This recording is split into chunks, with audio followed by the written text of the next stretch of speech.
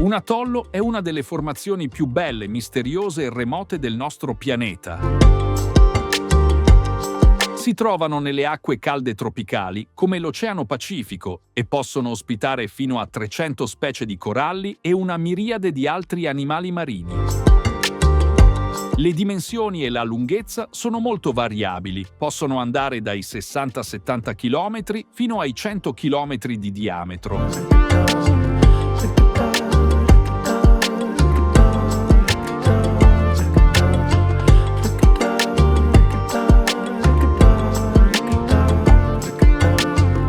Gli atolli hanno la forma di un anello che può essere circolare, ma anche ovale o allungato, che circoscrive una laguna centrale. L'anello di terra emersa è una striscia molto stretta, che non supera poche centinaia di metri di larghezza. E possiede una serie di canaletti che fanno comunicare tra loro la laguna con il mare. Generalmente sono irregolari, situati sottovento, di profondità variabile, tanto che vi possono penetrare da piccole imbarcazioni fino a grosse navi. Raramente l'atollo è privo di questi canali, ma se lo fosse, la vita nella laguna sarebbe impossibile per la maggior parte degli animali. Quando la marea è alta e l'oceano calmo, l'atollo si presenta come un'isola che racchiude un grande lago centrale e che si eleva da 1 a 3 metri soltanto sopra il livello del mare. La vegetazione però attecchisce con fatica su questo tipo di sabbia, perché non esiste un vero e proprio suolo composto dalla degradazione delle rocce preesistenti, ma solo un substrato di reef fossili. Il sottosuolo degli atolli, quindi, è costituito da uno spessore di parecchie centinaia di metri di calcare corallino, in massima parte fossile appartenente al periodo terziario o al Cretaceo. La superficie della piattaforma è costituita essenzialmente da calcare corallino compatto e morto, perché ad alcune specie di coralli la temperatura di quelle regioni è troppo elevata per consentirne la vita, mentre nel bordo della piattaforma, negli anfratti irregolari e profondi, vi abitano coralli di specie più resistenti e ogni sorta di animali, tra i quali echinodermi, crostacei, molluschi e pesci vari.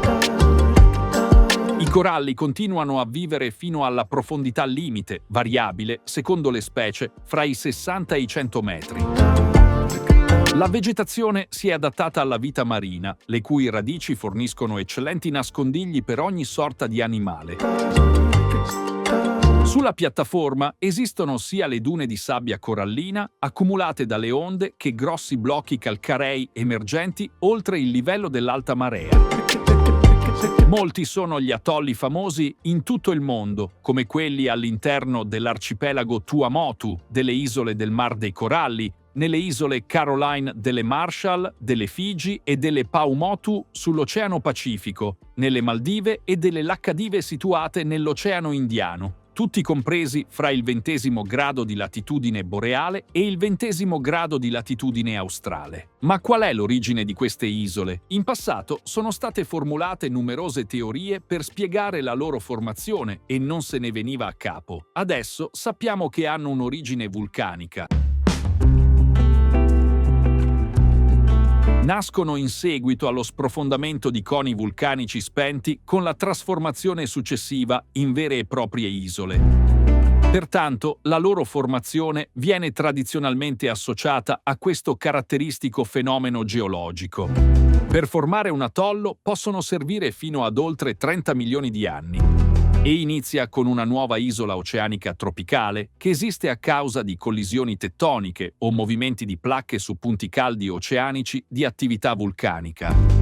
La maggior parte degli atolli, in particolare quelli situati nell'Oceano Pacifico, sono prodotti delle precedenti isole vulcaniche e queste non avranno alcun segno di forma di vita, sia a terra che in mare. Ciò perché le acque tropicali sono relativamente calde e mancano di nutrienti sufficienti per sostenere la vita marina, e per averla occorreranno almeno 100.000 anni. Le barriere coralline sono costruite da coralli che si moltiplicano lungo tutto il litorale dell'isola. Nuovi coralli crescono su quelli più vecchi o morti e il processo continua.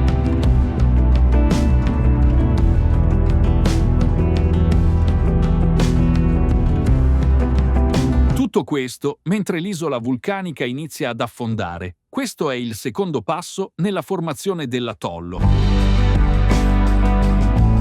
Questi movimenti geografici in direzioni opposte provocano lo sviluppo di lagune tra l'isola che affonda e la crescente barriera corallina.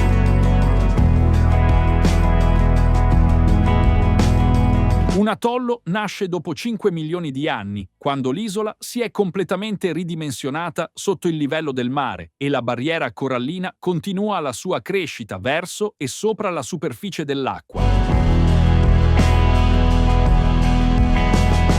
Alla fine, a causa dell'erosione del vento e delle onde, i coralli si rompono e con l'erosione si frammentano talmente tanto da diventare come sabbia. In conclusione, potremmo dire che questa struttura corallina non è necessariamente legata alle origini vulcaniche del substrato geologico. Infatti, i vari fenomeni geologici, principalmente la subsidenza ed eustatismo, conducono a variazioni del livello medio marino e sono la causa della sua particolare morfologia. Ma qual è la differenza principale dell'atollo rispetto ad altre formazioni coralline? La differenza sta nello sprofondamento di un'isola in cui il reef si sviluppa a formare un anello. Infine, possiamo dire che come qualsiasi altra formazione geologica, anche un atollo è destinato a scomparire con il tempo. Infatti, basta che l'aumento del livello medio marino superi la velocità di accrescimento del corallo per far sì che la struttura scompaia definitivamente sott'acqua. Una cosa che può far accelerare la scomparsa di un atollo è la mano dell'uomo grazie all'effetto serra, un fenomeno che purtroppo ha colpito le Maldive. Vi invitiamo a mettere un like, iscrivervi al canale ed attivare la campanellina delle notifiche. Inoltre vi invitiamo a lasciare i vostri commenti che ci aiuteranno a migliorare sempre di più il canale. Vi diamo appuntamento al prossimo video e vi invitiamo a vedere i video precedenti se non li avete ancora visti.